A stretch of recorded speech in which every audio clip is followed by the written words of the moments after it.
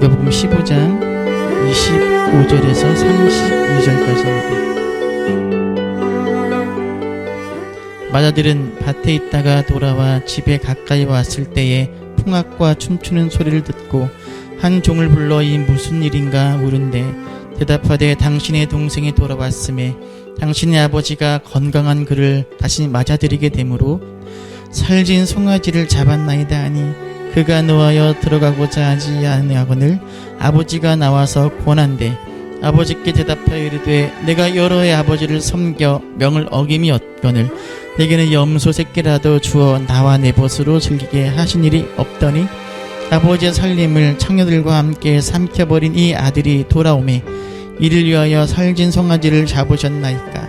아버지가 이르되 예 너는 항상 나와 함께 있으니 내 것이 다 내 것이로되 이 내 동생은 죽었다가 살아났으며 내가 잃었다가 얻었기로 우리가 즐거워하고 기뻐하는 것이 마땅하다 하니라. 아멘. 할렐루야. 우리는 탕자의 비유로 알려진 이 두 아들의 비유, 정확하게 표현하면 아버지와 두 아들의 비유에 대해서 많이 들었고 익히 잘 알고 있습니다. 여러분께 한번 여쭤볼게요. 탕자의 비유에는 탕자가 몇 명 나옵니까? 탕자의 비유에는 탕자가 몇 명 나오죠? 정답은 둘입니다. 돌탕과 집탕. 돌탕은 돌아온 탕자, 집탕은 집 나간 탕자가 아니라 집에 있는 탕자입니다. 먼저 돌탕을 볼까요? 집을 나갔다 돌아온 탕자인 작은 아들. 이 작은 아들은 두 가지의 큰 죄를 범합니다. 첫 번째 죄는 아버지에게 재산 상속을 요구한 겁니다. 이게 왜 큰 죄일까요? 그렇지요. 이 유대시대 사회에서 아버지가 자식에게 그 분깃을 나눠줄 때는 아버지가 죽을 때만 하는 거죠. 지금 이 둘째 아들이 아버지에게 내 상속, 내 유산을 주소서라고 요구하는 건 아버지를 죽은 셈 치는 거죠. 굉장히 큰 불효였습니다. 하지만 이보다 더 큰 죄를 하나 더 지었는데 그것은 유대인으로서 돼지 치는 일을 한 것입니다. 당시 유대인들은 돼지를 치는 일을 매춘부를 찾는 일보다 4배나 더 추잡한 일이라고 여겼습니다. 또 성경에는 돼지가 부정한 동물로 기록되어 있죠. 하지만 작은 아들은 그 일을 하고 맙니다. 더 이상 내려갈 곳이 없는 밑바닥까지 내려간 둘째 아들. 하지만 둘째 아들은 자신의 잘못을 뉘우치고 아버지께로 돌아왔고 아버지는 거짓골을 한 악취 풍기는 그 둘째 아들을 끌어안고 새 옷으로 갈아입히고 잔치를 벌입니다. 이것이 돌탕, 돌아온 탕자의 이야기입니다. 하지만 예수님의 비유는 이 돌탕에서 끝나지 않습니다. 왜냐하면 탕자가 하나 더 있기 때문에 그렇습니다. 그는 바로 집탕. 처음부터 집에 있었던 큰아들을 이야기합니다. 큰아들은 미리 상속을 받고 집을 떠난 동생과 달리 결코 유산을 요구하지 않습니다. 집을 떠나지도 않습니다. 아버지 곁에 머물면서 묵묵히 맡은 일을 감당합니다. 겉으로 보기에는 아무런 큰 문제가 없어 보이는 큰아들이었습니다. 하지만 이 큰아들의 진짜 모습은 둘째 아들이 돌아오자 적나라하게 드러나고 맙니다. 렘브란트가 그린 탕자의 귀향이란 그림인데 잘 안 보이죠? 아버지가 지금 돌탕을 껴안고 있죠. 잘 보시면 아버지와 닮은 사람이 하나 있습니다. 누구예요? 네? 뭐가 닮았죠? 수염이 있고요. 그렇죠? 그리고 뭘 걸치고 있죠? 빨간 망토를 걸치고 있는 왼쪽에 서 있는 사람. 왼쪽에 서서 아버지와 아들을 쳐다보고 있는 이 큰아들은 아버지와 많이 닮아 있습니다. 수염도 기르고 있고 빨간 망토를 걸치고 있습니다. 큰아들입니다. 하지만 행동은 그렇지 않습니다. 겉모습은 닮았는데 행동은 닮아 있지 않아요. 자, 아버지는 뭐라고 했지요?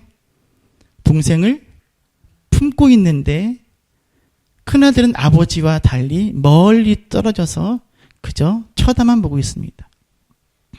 손을 마주 잡은 채 허리춤에 올려놓고 동생을 바라보는 시선이 차갑기가 그지없습니다. 큰아들의 얼굴을 확대하면 이렇습니다. 어떻습니까? 이것이 죽은 줄 알았던 동생이 돌아왔는데 그 동생을 바라보는 표정입니다. 차갑기가 그지없습니다. 집안 망신시키고 재산 탕진하고 거짓골로 돌아온 그 동생을 껴안은 아버지, 그리고 동생을 불쾌하게 바라보며 분노하고 있는 큰아들. 집탕. 이 그림 안에 다 녹아 있습니다. 큰아들이 분노하는 이유는 29절에 나와 있습니다. 29절 앞부분 읽어볼까요? 있습니다.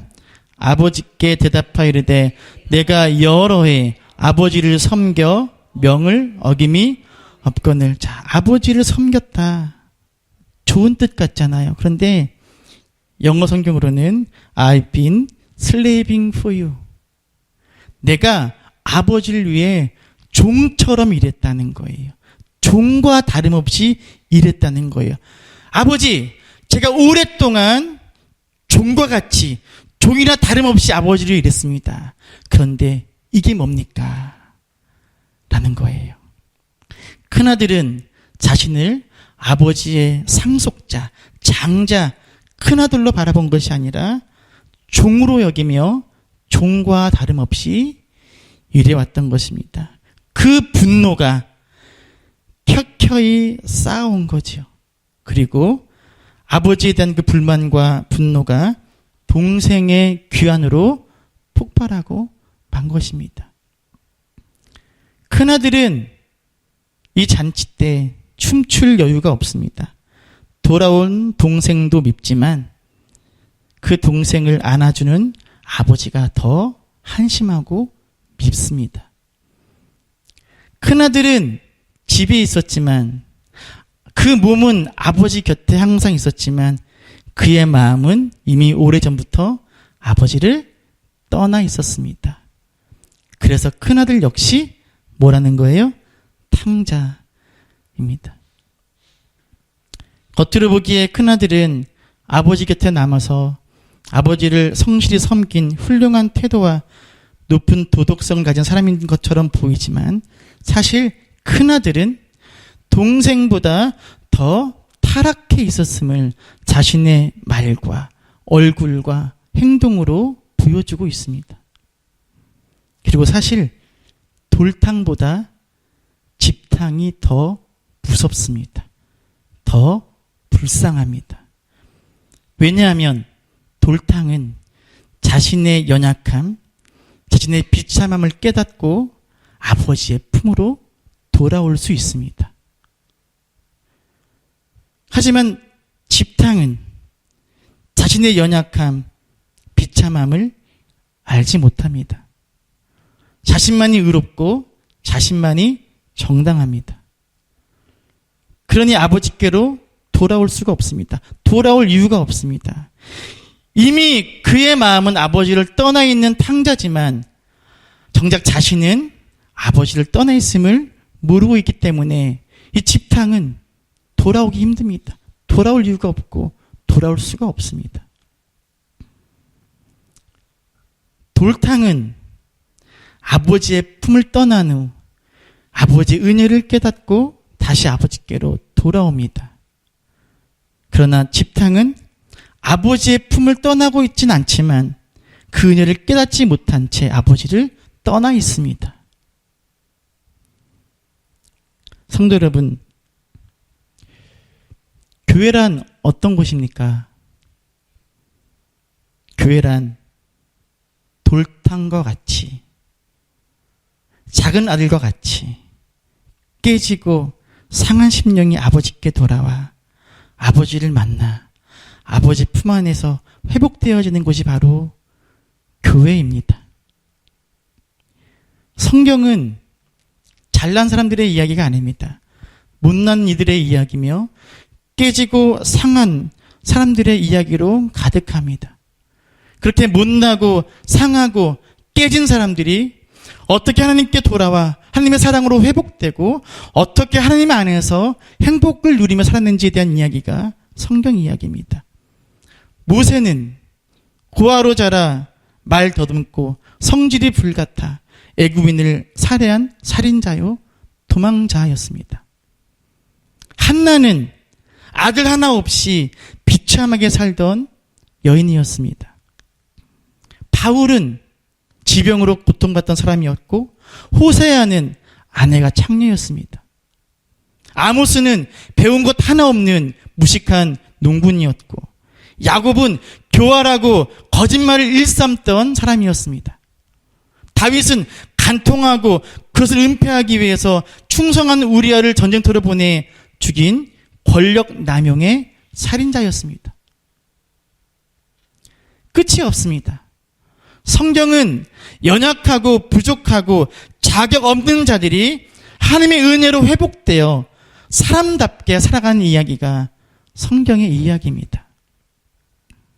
그래서 대표적인 돌탕이라고 할 수 있는 예수님을 믿는 자들을 핍박하던 바울은 예수님을 만난 후에 깨지고 상한 심령으로 이렇게 고백하지 않습니까? 나는 사도들 가운데 가장 작은 사도요, 사도라 불릴 자격도 없습니다. 하지만 하나님께서 모든 사람 가운데 가장 작은 나에게 이 은혜를 주셔서 그리스도의 헤아릴 수 없는 부를 이방인들에게 전하게 하셨습니다. 나는 죄인 중에 괴수였습니다. 이것이 바로 돌탕의 고백입니다. 돌탕만이 할 수 있는 고백입니다. 이렇게 돌탕과 같이 깨지고 상한 심령이 하나님을 만나 아버지께 돌아와 회복되는 곳이 바로 교회입니다. 하지만 안타깝게도 교회를 다니는 사람들 중에는 돌탕보다 집탕이 더 많습니다. 돌탕과 집탕 사이에는 엄청난 차이가 있습니다.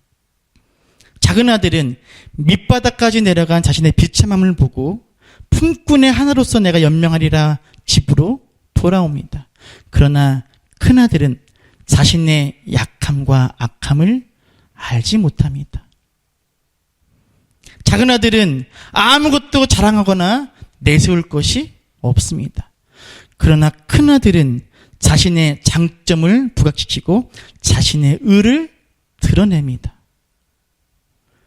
작은 아들은 내세울 것 없이 그저 아버지의 자비만 기다리며 품꾼의 하나로 돌아옵니다. 그러나 큰 아들은 다른 이의 실수나 결점에 민감하고 판단하고 정죄합니다. 작은 아들은 자신을 향한 아버지의 사랑과 용서와 은혜를 깊이 깨닫습니다.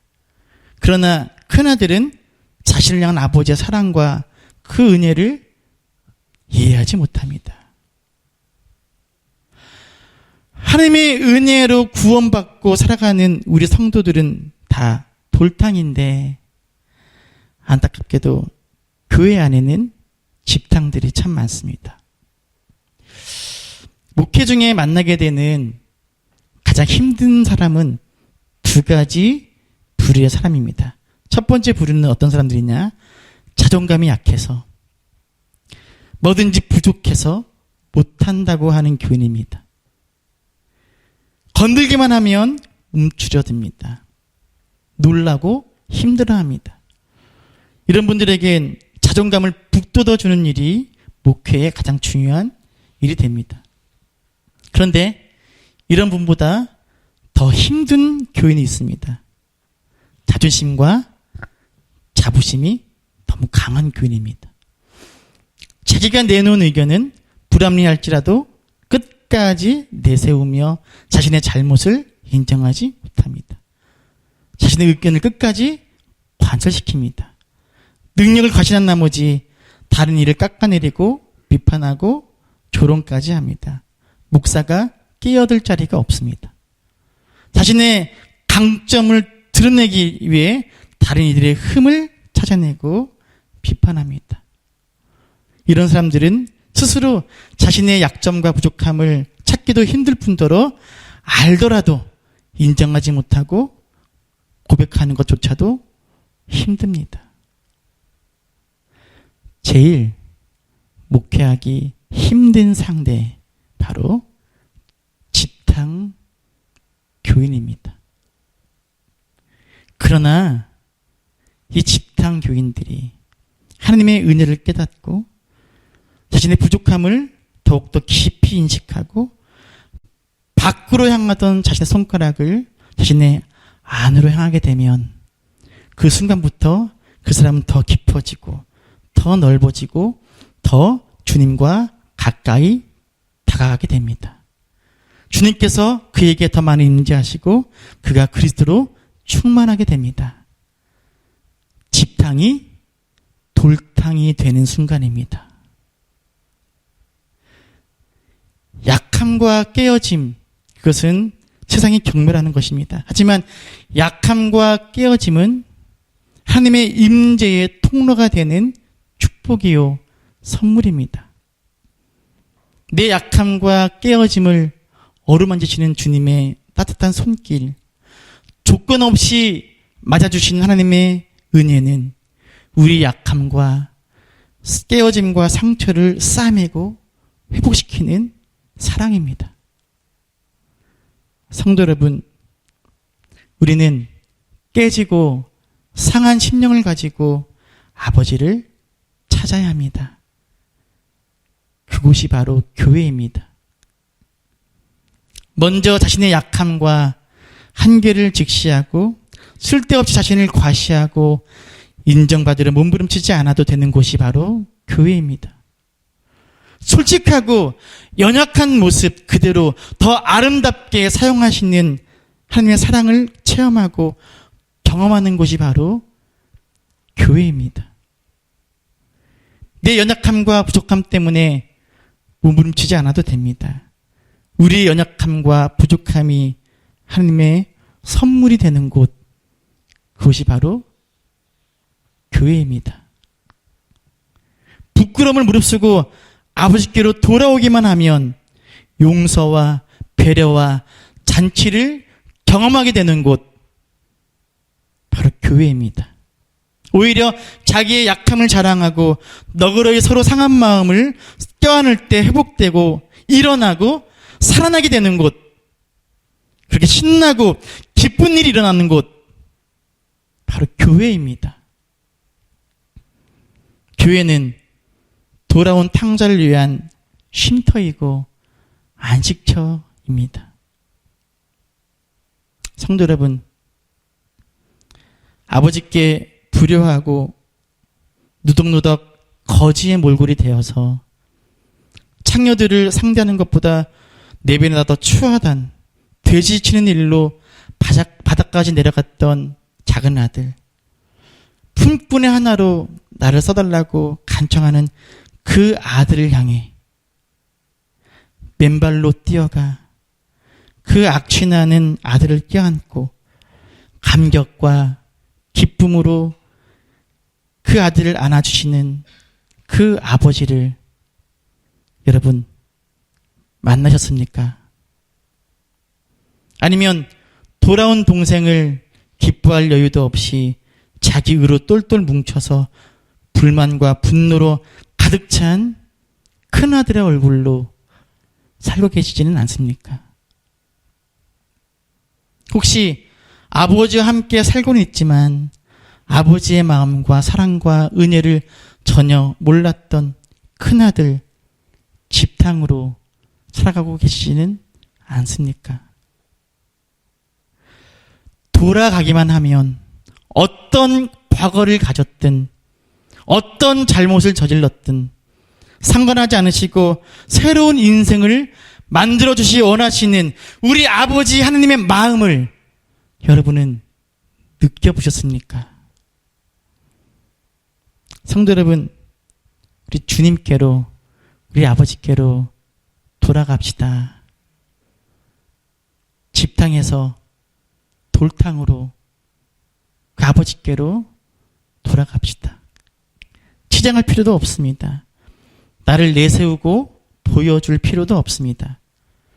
있는 모습 그대로 깨지고 상한 모습과 심령 그대로 하나님의 사랑의 품에 안기기만 하면 됩니다.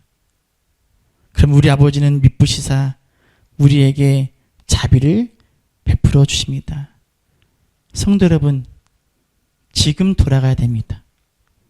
거듭 우리 아버지께 돌아가야 됩니다.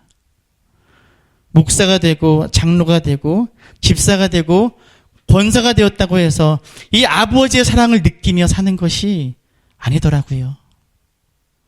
목사임에도 장로임에도 집사임에도 권사임에도 성도임에도 오히려 큰아들처럼 내가 종처럼 살았거든. 아버지 나한테 이럴 수 있습니까? 말하는 큰아들처럼 아버지의 뜻과는 전혀 상관없는, 교회하고는 전혀 상관없는, 하나님의 은혜와 사랑과는 전혀 상관없는, 예수와는 상관없는 이상한 사람들이 되어갈 수도 있습니다. 교회 안에 아버지의 은혜와는 아무 상관없는 이상한 사람들이 너무 많을 수가 있습니다. 돌탕이 아닌 집탕으로 살면 그렇습니다. 목사도 아버지께 돌아가야 되고 장로도 권사도 집사도 아버지께 돌아가는 돌탕이 되어야 됩니다. 돌탕들이 모인 곳이 바로 교회여야 합니다. 사랑하는 서문학교 여러분, 우리는 하나님의 자비에 기대어 살아가는 사람들입니다. 이제 주님께 나아갑시다. 미쁘시고 의로우신 주님께 돌아갑시다. 약하고 추해도 주님께로 나가면 힘주시고 내 추함을 씻어주십니다. 언젠가 말씀드렸지만 아까 보았던 이 렘브란트의 그림 보면 아버지의 두 눈은 어떻게 되어 있다고요? 멀어 있습니다. 아버지 두 눈이 초점을 잃고 있습니다. 왜 그럴까요? 예? 아들이 떠난 후 이 아버지는 아들이 돌아오길 기다리며 매일같이 뭐 하는 거예요? 우는 거예요. 그 눈물이 이 아버지를 보지 못하게 만들었다고 렘브란트는 이 그림에서 아버지의 은혜를 표현하고 있습니다. 여러분, 아버지는 우리가 돌아오기 원하십니다. 집 나간 돌탕만 돌아오기 원하시는 게 아니라 집 안에 있는 탕자도 돌아오기 원하십니다. 아버지의 그 은혜와 사랑을 깨닫지 못한 채 자기 의에 사로잡힌 채 살고 있는 집 안에 있는 탕자에게도 아버지는 돌아와 나와 함께 이 잔치를 즐기기를 아버지 원하십니다. 집탕이 돌탕이 되어질 때 교회는 교회다워집니다. 냄새나는 내 옷을 벗겨주시고 새 옷을, 그리스도의 존귀한 옷을 우리에게 입혀주십니다. 그리스도의 자비에 힘입어 살아가는 하는 우리에게는 희망이 있습니다. 따라합시다. 집탕으로 살지 말고 돌탕으로 살아갑시다. 다시 한번. 집탕으로 살지 말고 돌탕으로 살아갑시다.